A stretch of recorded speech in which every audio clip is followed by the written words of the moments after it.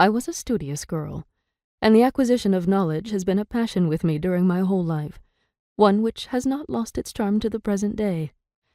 In this respect I was quite different from my sister Bernice. She was one of the most beautiful girls I ever saw.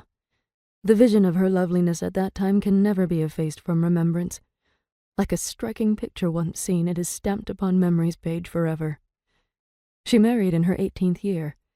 She was betrothed to Prince Lot, a grandchild of Kamehameha the Great, but when Mr. Charles R. Bishop pressed his suit, my sister smiled on him, and they were married. It was a happy marriage. When Mr. and Mrs. Bishop were first married, they established their modest home at the termination of the beautiful Nu'uanu Valley, directly opposite the tombs of the Hawaiian monarchs.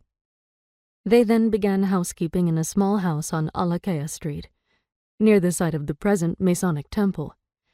At this time I was still living with Paki and Konya, and the house now standing and known as the Arlington Hotel was being erected by the chief for his residence.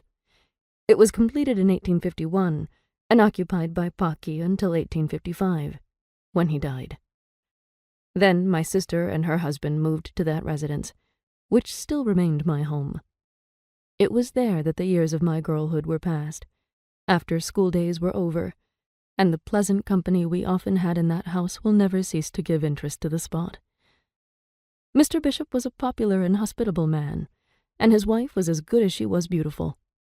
The king, Kamehameha IV, Alexander Liholiho, would often appear informally at our doors with some of his friends.